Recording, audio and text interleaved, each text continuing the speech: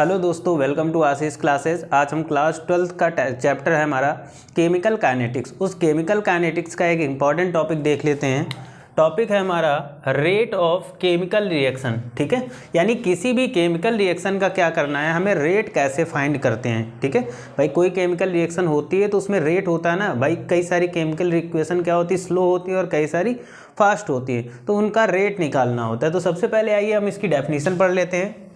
Rate of chemical reaction is equal to the change in concentration of any reactant or product per unit time। ठीक है, मतलब क्या होता है, इसमें ये बताया गया rate of chemical reaction is equal to the change of concentration of any product. यानी रेट ऑफ रिएक्शन क्या होता है, जब किसी प्रोडक्ट या रिएक्टेंट का क्या होता है, कंसंट्रेशन जो चेंज होता है पर यूनिट टाइम में, वही हमारा रेट ऑफ रिएक्शन होता है। आगे देख लेते हैं। अब यहाँ पर देखो, सबसे पहले ले लेते हैं हम एक हाइपोथेटिकल रिएक्शन कंसीडर्ड कर लेते हैं। ठीक है, तो हमारे पास ये हाइपोथेटिकल रिएक्शन आ गई, जिसमें ये रिएक्शन है, गिब्स के बाद में P बना हुआ है, ये प्रोडक्ट है, ये हाइपोथेटिकल एक रिएक्शन है।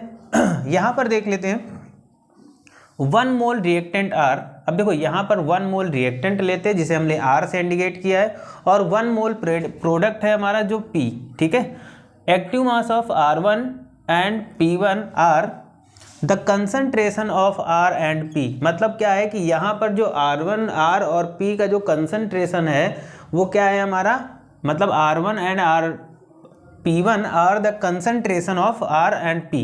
मतलब इनका जो कंसंट्रेशन है वो active mass of R1 and P1 है। ठीक है, respectively at any time T1। ठीक है, the concentration of at T2 are R2 active mass of और active mass of P2 respectively. ठीक है, तो यहाँ पर देखो क्या हो जाएगा, यहाँ पर हो जाएगा T2, यहाँ पर मान लेते हैं। ठीक है, तो यहाँ पर क्या है, जो इनका हम कंसंट्रेशन ले रहे हैं वो एक्टिव मास R1 और P1, और दूसरे के लिए हम बात करते हैं तो R2 और P2 ले लेते हैं। ठीक है, अब देखो यहाँ पर एक चीज़ और आता है, जैसे हमें डेल्टा T, जब कोई चीज़ चेंज होगी, मान लेते हैं टाइम टेकन हो रहा भाई, टाइम चेंज होगा, कोई रिएक्शन होगी, तो वहाँ पर क्या होगा कि कोई रिएक्शन जल्दी हो जाएगी, तो कुछ रिएक्शंस हमारी क्या होंगी, लेट होंगी। तो टाइम यहाँ पर निकालते हैं तो क्या हो जाएगा, T2 माइनस T1। अगर यहाँ से हम रेट निकालते हैं डेल्टा T डेल्टा R, ये रिएक्टेंट निकालते तो क्या हो जाएगा, R2 माइनस R1 हो जाएगा। और अगर हम डेल्टा P निकालते हैं तो ये क्या हो जाएगा, P2 माइनस P1 हो जाता है। ठीक है, आगे देख लेते हैं rate of disappearance of R। मतलब ये हम रेट निकालते हैं R का डिसअपियरेंस में, तो क्या हो जाता है, इसका फार्मूला आता है decrease in concentration of R upon में टाइम टेकन। तो इसका ये फार्मूला क्या बन जाएगा, माइनस का delta R upon delta T आ जाएगा।